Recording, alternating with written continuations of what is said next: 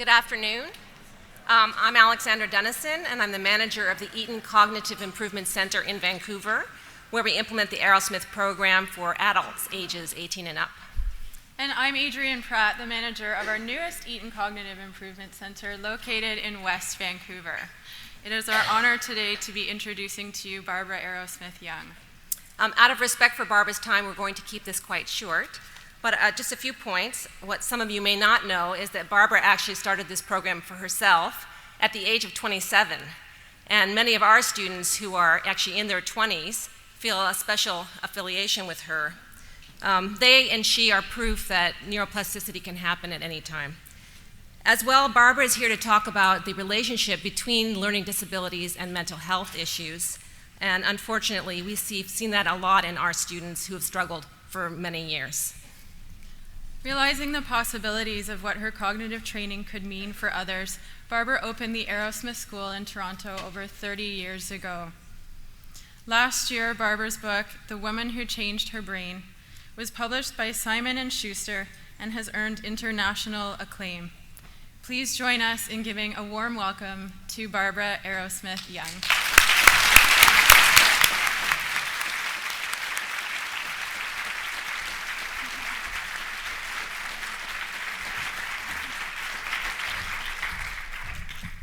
Thank you. Thank you for that lovely introduction. And my life certainly has been a journey into the world of brain function and plasticity. And it really started, I guess, at birth. And it was in 1977 that I came across the work of Alexander Luria that Brad Hale mentioned, that really I owe my life to Alexander Luria because it was a very dark time in my life. And that area that Dr. Hale talked about, that overlapping tertiary zone, was a part of my brain that really wasn't working. So it impacted reading, as he talked about, it impacted mathematics, and more significantly, it impacted the whole ability to comprehend and understand my world. But today, I'm not going to talk about that. We've heard a lot about neuroplasticity and the importance for taking that work and understanding it and applying it to interventions. But today I'm going to talk about something that actually I've never spoken about, but I think it's really, really important, and I can hold up my hand as the poster child for the intimate connection between mental health and learning disabilities. And certainly from what Dr. Senator said this morning, if we think about those adverse environmental effects and their long-lasting implications and that whole research in epigenetics, certainly having a learning disability is an adverse experience and can have significant and long-lasting effects. And when I did the research for this talk, it was an incredibly painful process. And for me, looking at all of the factors in terms of having a learning disability and how it impacts mental health, there were only three that I couldn't put a tick beside in the checkbox, and those three were, I did complete high school, which a lot of individuals with learning disabilities don't.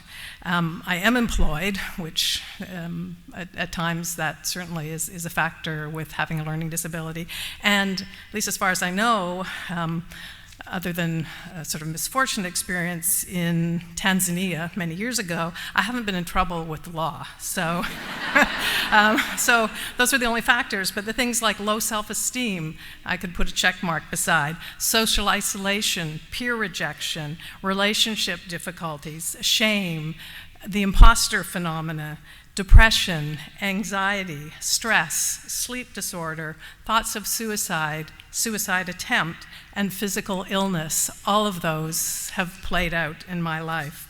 And these were all layered on top of really the struggle to achieve academically. And the research indicates, as my parents, experienced, parents are often unaware of the real burden that having a learning disability is and how it impacts their children. And part of it is we try to keep it hidden. We don't want to burden our parents, we don't want to burden others, and there's a lot of shame associated with it. So really what that means, unfortunately, is that a lot of times we don't get the support that could be available because we're really keeping the emotional cost and the emotional impact of that learning disability hidden.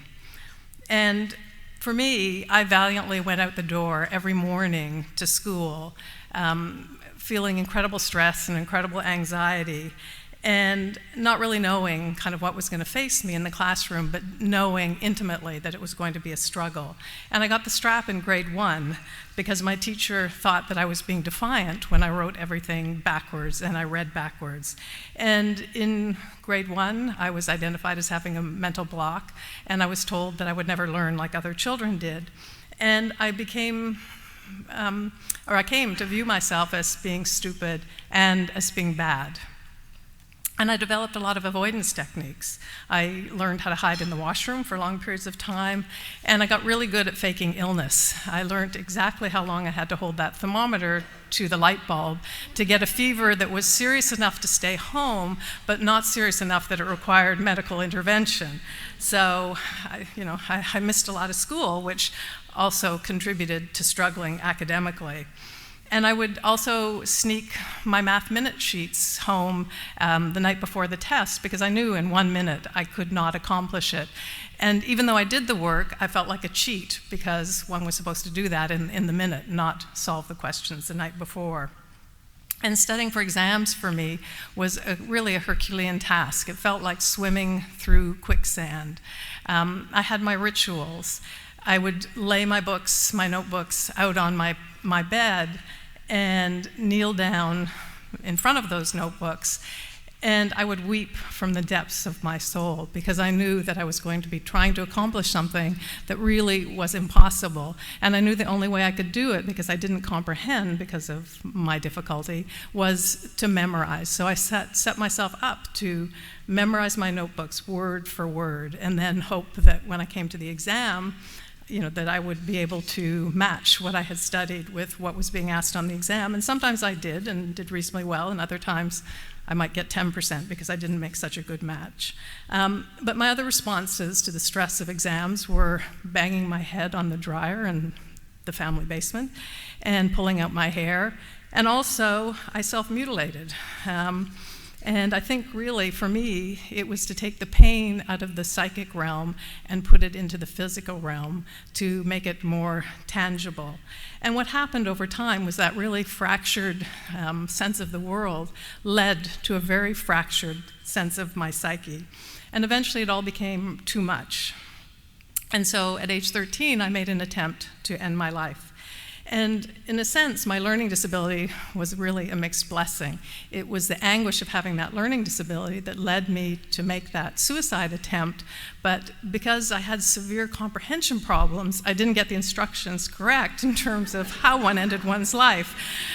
So the next morning I woke up, but then that gave me another opportunity to berate myself because I hadn't even managed to succeed at that. I hadn't gotten those instructions correct. So I decided at that point to soldier on and just do the best that I could. But for me, to get through high school and get through university meant working 20 hours a day and sleeping 4 hours a night. And I, again, learned the security guard routines in the library, so I knew when they were doing their rounds, so I could actually spend the whole night in the library, because at times it took that amount of work just to get by. A consequence was, obviously, it impacted relationships because there was no time for relationships, but also because of the cognitive disorder I had, I didn't really understand relationships. And sadly, it also had a significant effect on my physical health. All of those stress hormones, washing through my body and also pushing my body beyond any humanly reasonable limits meant that I compromised my immune system, and I have an immune system disorder that I live with to this day. So I lived the first 25, 26 years of my life with very severe learning disabilities. And today, 35 years later, after overcoming the cognitive aspect of my learning disabilities, The emotional scars are certainly much less, but the echo of their impact remains. I no longer think that suicide is a viable option. My anxiety certainly is much less when I'm tackling problems and trying to solve new challenges, and I've really built good and close relationships. And I understand my world, which I didn't growing up, but yet still inside me lives that young girl who is terrified by the world, and that is a lasting legacy of having had a learning disability. So I do intimately know the connection between learning disabilities and mental health. And when I began to think about this topic and what I wanted to talk about, I talked to the teachers at the school in Toronto and in Peterborough and asked them to talk to their students and tell what they would want to be expressed, to give voice to the impact their learning disabilities had on their lives and on their emotional state and their mental health, and really to give voice to what they had spent a lot of time and energy working at to keep hidden. So what I want to do as I'm talking about some of the research is interweave what these students wrote about. And to respect their privacy, I'm not going to use their names, I'll just refer to them by age and gender. So if we think about mental health, and how do we define mental health? This is the World Health Organization's definition, and I think it's a really good starting point. And I'd like us to keep this in mind as we go through the research for individuals with learning disabilities and the student stories. So if we think about a state of well-being, or realizing one's potential, or coping with the normal stresses of life, working productively and fruitfully, and the ability to make a contribution to one's community.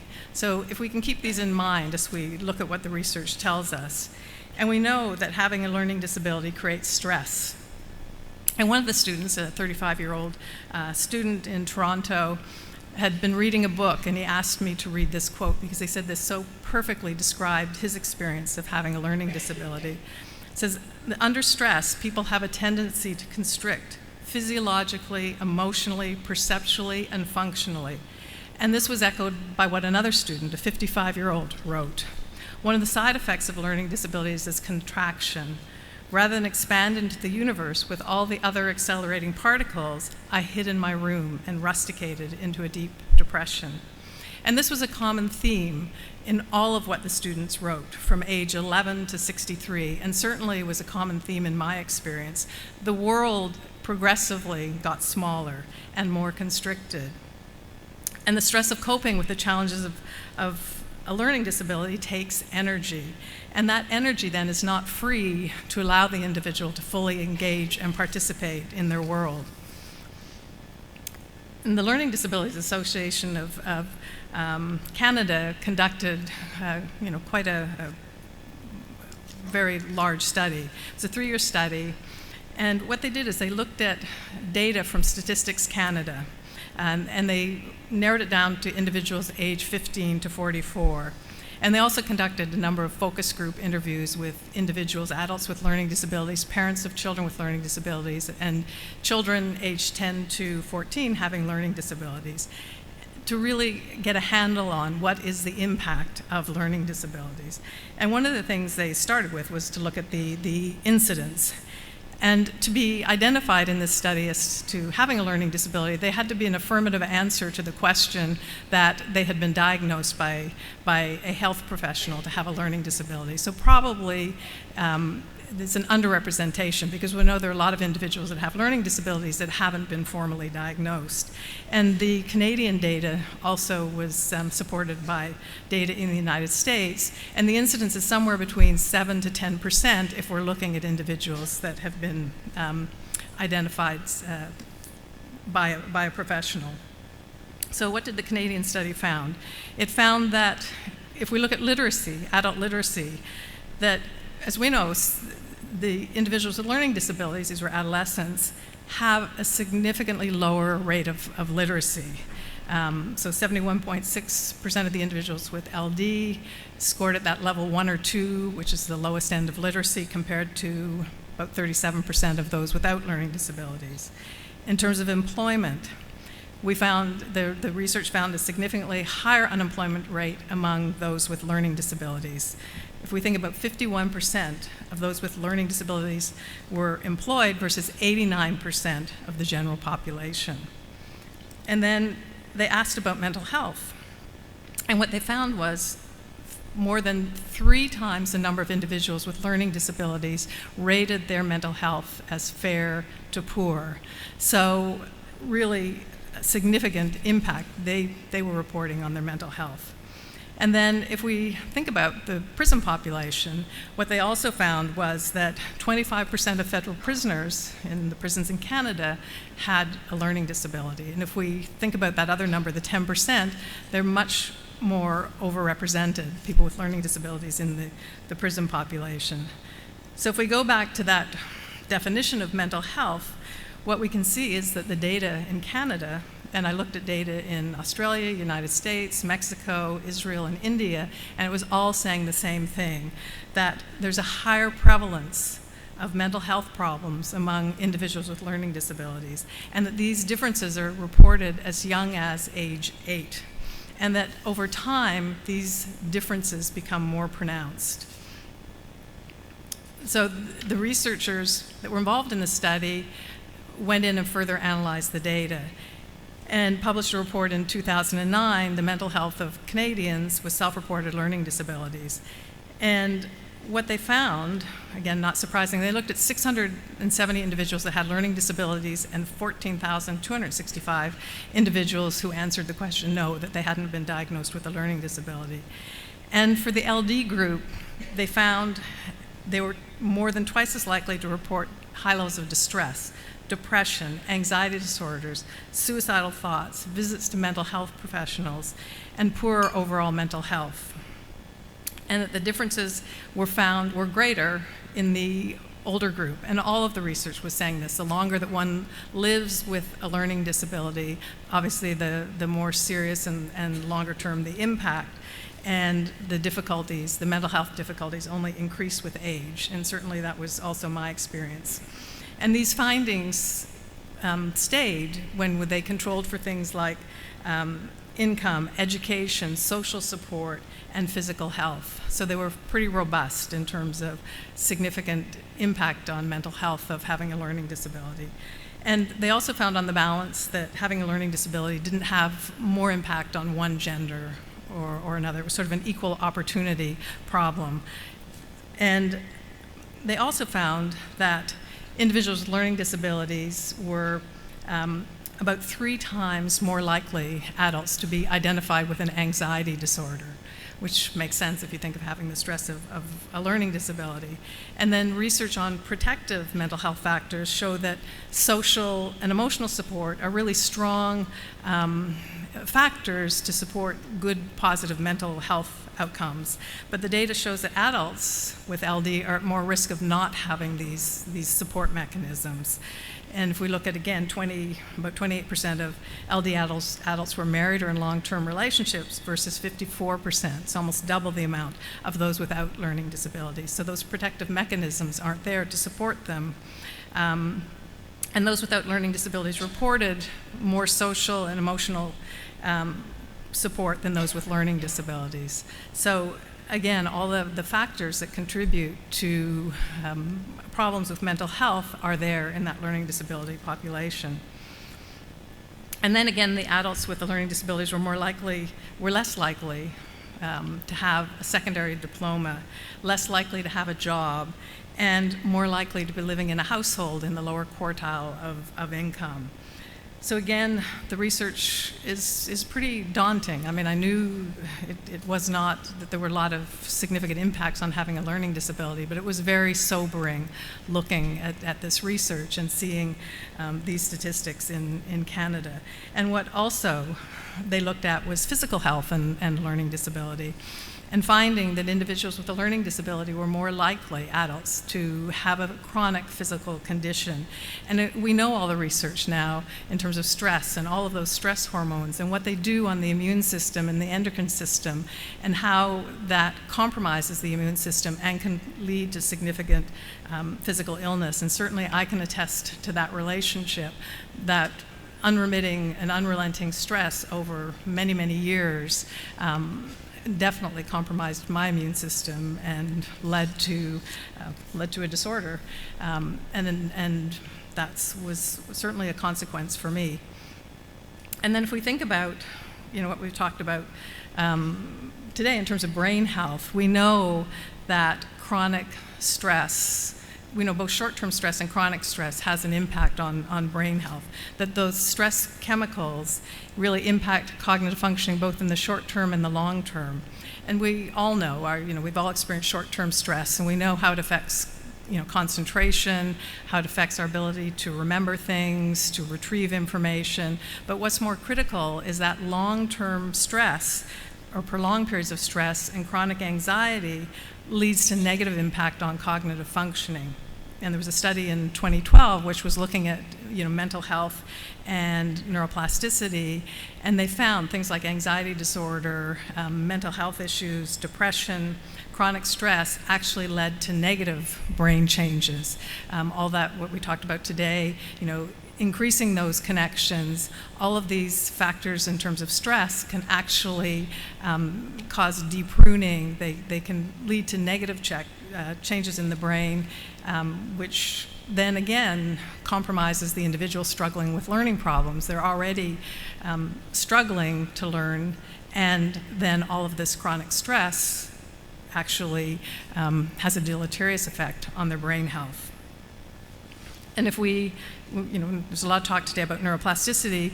If we think about, harnessing neuroplasticity, and the concept of neuroplasticity really is just that the brain is capable of change as a result of experience and stimulation. But it can change in a negative way or a positive way.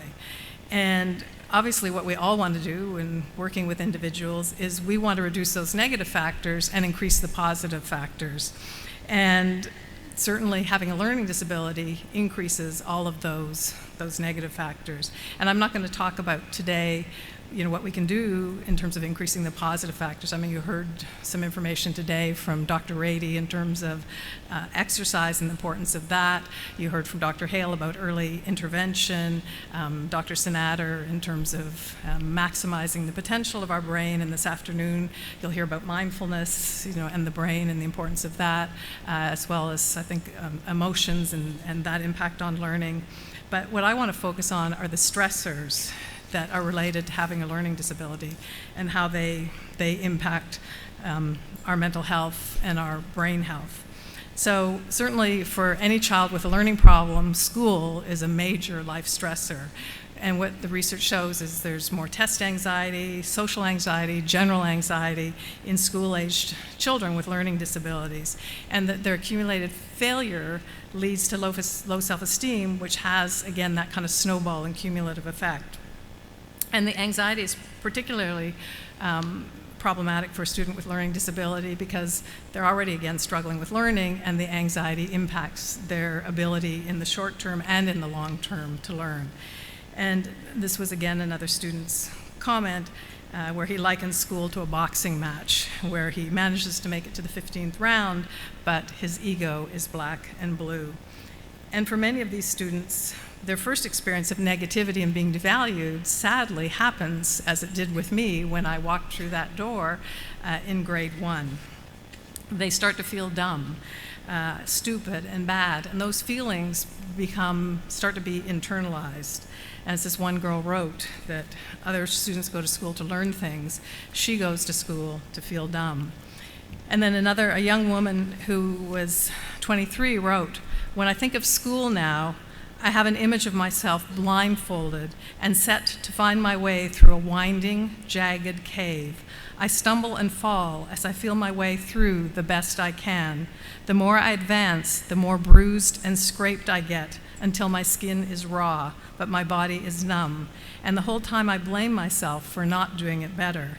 And when I begin to crawl, my soul begging for an out, I get angry at myself. Get up, I say, you're slacking, being lazy. No wonder you're having such a hard time. Because when you're in an environment that highlights every weakness and emphasizes that it is of the utmost importance, it is bound to slowly corrode away at your self-worth. Then there's all your friends and family who don't understand. And an 11-year-old girl wrote, I had trouble following along in conversations or when my teachers would explain math or anything. My teachers would make me stay in for recess or after school. I hated it. I would try and copy other people's work, or my friends would tell me the answers. That made me feel sad. Before a test, I would get so scared. I would feel sick or pretend I was sick, so I would not do it. And an 11-year-old boy wrote, this is a story about what happened to me in grade 2. I had just turned 7, and my class was doing a project, and we had to write a paragraph and draw some pictures that relate to the paragraph. Everybody finished it in time but me. I had to stay in for break and work.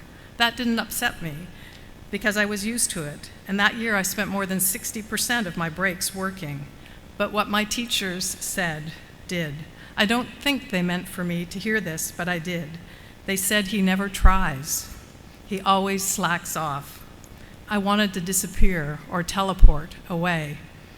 And a 14-year-old boy, after describing a very similar experience, wrote, my heart was crushed. I had dreams, but they started slipping away. For me, that was that. I just wasn't made of the right stuff. So a child with a learning disability can present a confusing picture. They can excel at certain tasks where they have cognitive strengths, but they struggle or fail at tasks that call on their weakness. And this is a very confusing world for the person living with a learning disability, also for parents and for teachers who wonder, if he can do so well here, why can't he do well over there? Thus the comments, if you just tried harder, you could do better, or you're just not motivated. And I certainly lived the first 26 years of my life with those kinds of comments. And we need to really recognize the impact of our words as these go to the heart of the vulnerabilities of these students. And all of the students from age 11 to 63 recounted school experiences that even years later were painfully etched into their memory. These experiences left indelible marks on their psyches. And then if we look at the research in terms of having a learning disability, anxiety, and sleep, researchers have found that there are significant sleep problems with individuals that have learning disabilities because all of that anxiety is welling up as they're trying to sleep. And again, this was a student who talked about being exhausted but finding it difficult to sleep because of all of that negative self-talk. And we know the importance of sleep. We know that sleep is important to both physical and emotional health, and it's also important to being alert in the classroom the next day. But what is also really critical is research is now showing the importance of sleep in consolidation of memory. The scan at the top of this slide is showing the brain learning while awake. And the second scan is showing the brain that night during REM sleep. And really what they're finding is the brain is consolidating the learning that happened during that day. So sleep is essential in lots of ways, but one of it, the ways, is to consolidate our learning at night. And so again, that anxiety of the child with a learning disability that is preventing them from sleep is having huge impact on their ability to learn. It's kind of this whole cascade effect. And then we know about depression and learning disabilities, and the next 3 slides summarize that research.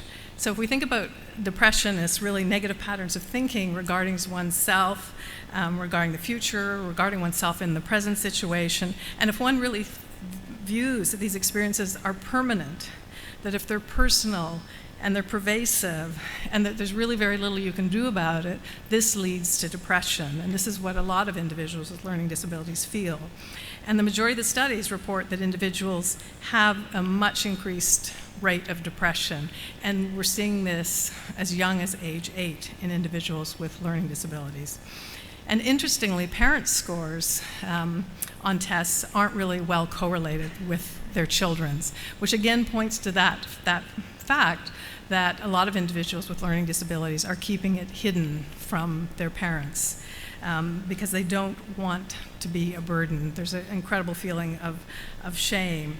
And it's almost as if we, as people with learning disabilities, as I did, we make a pact of silence that we're going to somehow bear this burden on our own, which again cuts us off from getting the resources or support that we could. And a 25-year-old woman wrote, "Sometimes I feel as if I'm nothing more than an embarrassment that ruins everything. I can't do anything right, and every time I try to, it just ends up backfiring. I hate feeling like I'm not worthy of positivity or happiness. Sometimes I just wish that I was someone else, someone that could succeed, and someone that wasn't such a failure to their parents."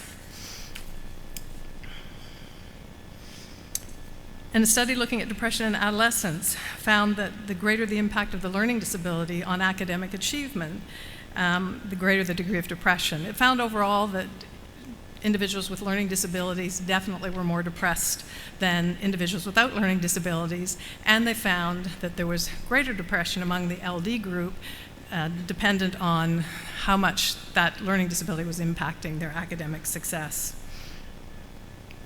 And very troubling, the research looking at suicide attempt shows, both in Canada and in the United States, that the rate for attempted suicide among adolescents with learning disabilities is double that compared to the general population. And so what are some of the social factors for individuals with learning disabilities? Certainly, peer acceptance, we know, is a solid indicator of social adjustment in children, and it's a strong predictor of adult social adjustment. And the research shows that learning disabilities students are less accepted by their peers than non-LD students, that they have lower social preference scores, and they're more likely to be socially rejected, as certainly was my experience. And learning disabled students report less satisfaction with their peer relationships than non-LD students, and they report greater feelings of loneliness and social isolation. And one 32-year-old man wrote, "I liken a learning disability to having a V8 engine, plenty of horsepower, but with a choke constantly on. Socially, most of my life, I was a target, a schoolyard whipping boy, and I stood and took it. I watched those same boys grow up, go to parties, get dates, go to college, get married, have kids, and have a life, and I just stood there. I try to keep my emotions light with a boisterous and upbeat attitude to hide my worry of the future. As things stand, I'm not much. No job, no lover, just me and my thoughts. They are not enough." And a 32-year-old woman wrote, "When meeting friends, it's difficult to keep up with the conversation as it unfolds, and as conversations switch forward and back from one person to another, it over time becomes too much information to process. It's overwhelming. I tend to tire very quickly, and then I appear disinterested or withdrawn. This offends people, but I don't think anyone realizes how exhausted I become. It's as if my brain is running a marathon every day of my life." And students with learning disabilities, the research is telling us, mobilize fewer peers for emotional support when dealing with an academic stressor or an interpersonal problem, because they're cut off from those typical peer supports that enable students to cope with stress. So again, it places them as being more vulnerable to stressors. It really is a vicious circle. Having the LD exposes them to significant stress, and they don't have the supports. They can't mobilize the supports to help them with that stress. And LD can increase a student's likelihood of victimization by schoolyard bullies. And as this girl wrote, that when she was in second grade, she just moved to a new school, and it was very hard being the new kid at school, especially when she knows she has problems with her brain. There was a person in an older grade than me. Every day he would come up to me and bully me because I couldn't learn like other kids could. Every day I was terrified that he would hurt me by calling me names and telling me I couldn't get through life. All those words he said to me got stuck in my brain, and I never forgot those words. And a 12-year-old boy wrote, "I'll never forget this. These kids had a gang, and whenever I went to the bathroom, they'd follow me, and they just called me stupid. And one day they started with the physical stuff, and they beat me up every single day.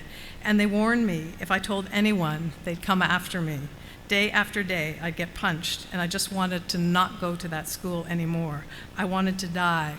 I wanted it all to end, and I never told anyone until today." And his parents did not know that this was his life at that school because he had kept it hidden. And then some of the research talks about this concept of the imposter phenomena with individuals with learning disabilities.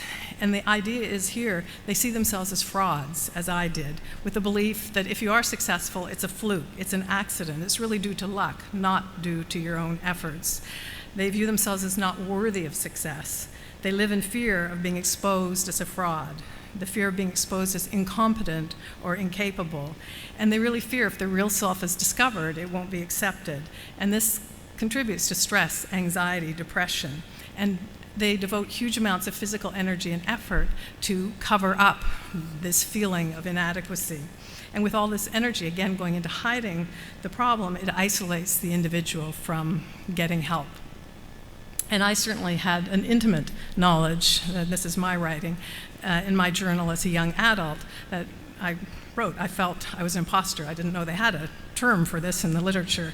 If I did well, it was a fluke. I spent so much energy trying to stay invisible so no one would see that I was a fraud.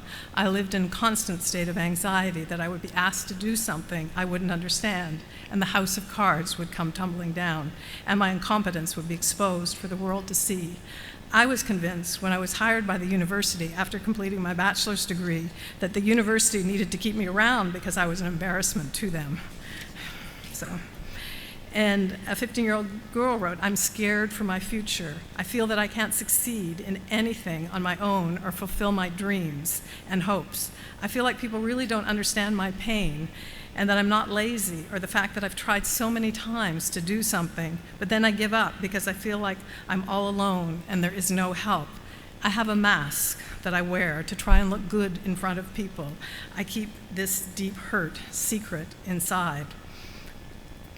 And some people think that once a child leaves school, these problems are going to disappear, that they're really educational, and they aren't. As one parent said to me, school is just a metaphor for life. We carry our brain with us everywhere we go, and these problems will follow the individual throughout their life. They don't just end at the classroom door, as all of this literature is supporting. And it's kind of summed up in what this one 26-year-old woman said. She said, "I always assumed I just had to get through school and I would be fine in the real world. Unfortunately, I could have not been more wrong. The real world was a hard dose of reality without the comfort of a note getting you out of class. All of a sudden, I had to learn how to get things done well and fast. Instructions that my bosses would give me would be jumbled in my head. Then I would freeze with anxiety, terrified of getting fired, which I always did. I was drowning in my own life with no life raft. There were no broken bones that could be fixed with a cast, but a broken mind. It's ironic how you can learn to live this way, putting focus on your personality so no one will really know the truth, which is you're always a step behind. You learn how to lie and compensate just to get through. So what can we do given this situation? I think the first thing we can do is really provide an open environment in which there's no shame or no stigma attached to having a learning disability. We can really listen deeply to children's struggles with compassionate understanding, and we can validate their experiences so they don't feel they have to hide their problems. As educators, we need to be aware of these students' carefully hidden vulnerabilities. We need to become their allies in finding solutions to their difficulties. We can work, as we heard earlier, towards early identification. We can provide emotional support. We can provide academic support. And we can provide cognitive programming starting in grade 1 to really address the underlying cause of the learning disability. As a child with a learning disability can be told innumerable times that she is competent, but who can blame her for not believing it when her own experience flies in face of that encouragement? Every day walking into that classroom, seeing what they cannot do and what others can do. This is why I feel so strongly that it is really important to address these cognitive problems as early as we can. And I think that will then allow these children to develop a healthy self-concept based on real competence. And the stigma associated with having a learning disability, I think, will ease when we understand that what we can all do and what we can work towards accomplishing. And we can accomplish, as we heard today, what we once thought was impossible. Through cognitive programs, we can actually harness the brain's capability, its ability to change, this concept of neuroplasticity. We can really change fundamentally the ability of the learner to learn, their capacity to learn. And so my vision is of a world that we can create together in which no child has to experience the ongoing pain of living with a learning disability. That beginning in grade 1, cognitive exercises become part of the curriculum. That we take what we're learning coming out of the labs in neuroscience in terms of brain health, and that we incorporate it into our schools. And that really school becomes a place where children go to work their brain and strengthen their brain so that they can learn effectively and so that they can do what a lot of these children currently can't do. Not only can they dare to dream, but they can actually realize their dreams, which I think is the perfect marriage between neuroscience and education. And I just want to end with what a student wrote after he'd gone back home to Australia after a year of cognitive programming to change his brain. And I want to start first with just saying what he wrote at age 16 before starting the program, which is very similar to what you've heard earlier. People don't understand what it's like having a learning disability that's been holding you back since you've been 3 years old. The disability that I have isn't a pleasant one, because when people are socializing, I'm the one who's constantly saying, oh no, yeah, I get it, when I'm actually not getting it at all. All my life, since I started school, all the teachers didn't know what to do or how to help me because I had something wrong with me. I felt like I've been a burden on everyone my whole life, and I also feel as if I'm always in the way of everything. And after a year of his brain changing at the age of 17, I want you to hear him speaking in his own voice. So you can play the audio file. Is it possible for someone? I'm finally free. I'm free from everything now. I'm free from all my problems and worries. I'm free from everything now. There are not enough words to describe how wonderful I feel after a year at Arrowsmith. I feel like a whole burden has lifted from my shoulders. I don't feel like I have to hold up the sky by myself anymore. I feel like I have passed it on to another person and that I'm free from the burden. I feel like I'm an independent person and that I can do things for myself now. Now I understand what freedom is for me. Now I understand that freedom isn't free time or doing the things you like doing best. Freedom is doing the hard work and putting in the time and effort into changing your life around so that you can be an independent person for yourself. So that you can have free time and do whatever you like doing best. That's what freedom is. All these years, I've always strived for and hoped for my definition of freedom and what it is and what it means for me. It's like a light bulb has just hit me. That's what everything in life seems like now. I just get things. It is beyond describing about how much that gives me joy and happiness in my life now. All I've dreamed for my whole life is just to be able to understand stuff for myself and comprehend everything that I come across. And now, I can do that. I can actually understand. When I came back to Sydney, people have noticed a new me, a different me. A completely different person than the one that everybody used to know as me. They have seen a different Robert, and I am glad and pleased, actually pleased, to notice that they have. I have been working so hard to change my life around, and I have in so many ways. It's indescribable. I have noticed so many changes, researching and studying more for myself and not having to rely on anyone else to do the study for me. One brilliant example would be when I was reading The Hobbit one time and the audiobook stopped. And I was reading it, and for the first time in my life I could actually understand the words that I was coming across. It was amazing. I couldn't believe it. I could actually understand what I was reading. Because even though I've read the book twice before, I couldn't really understand and comprehend what was going on. I could only get glimpses and bits of the story. But now, I can understand my second favourite book. I cannot describe what a feeling that is for me. It's like before the program, everything was black and white in my eyes. But now when I open my eyes, I see the world full of colour, and they are bright colours as well. Not dark, black and grey, but beautiful bright colours. It's like before, everything was ash, and now I can see fireworks high in the sky. And I hope that I can bring down those colours of brightness high up in the sky, and bring them closer down to my level. And you know what? They're coming closer every day. And as soon as that comet hits the ground, I can't be stopped from reaching my full potential in life. I will help anyone I can with my advice and physical help and my mental help, and anyone who is holding up the sky to pass it on to the next person and to the next person, and so on and so forth. I think it's fair to say I'm now ready for life. I am now free. Thank you. I'm fine. I think that's it. Thank you.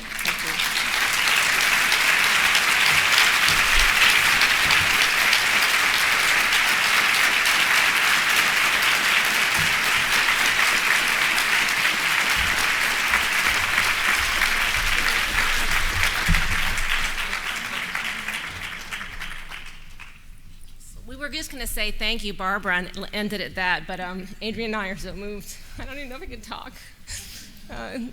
The work that we do is because of Barbara and her developing this program. That's why you're all here today. We wouldn't be hosting this if it weren't for Barbara's work. It was very brave to come up here and talk about all the things that are so wrought for her life. This is what she's talking about, her personal experiences with her pain that we see in our students every day. It's incredible, but the wonderful thing about it is that, yes, it's depressing to hear it. Like, you could feel the mood in the room is so somber, but because of her work, there's so much hope and positivity, and our students are moving on to, like that young man that was speaking. They tell us that their lives are so much better, they're happier, they feel that they can do things they could never do before, they have relationships that are successful. So thank you so much, Barbara, for your work.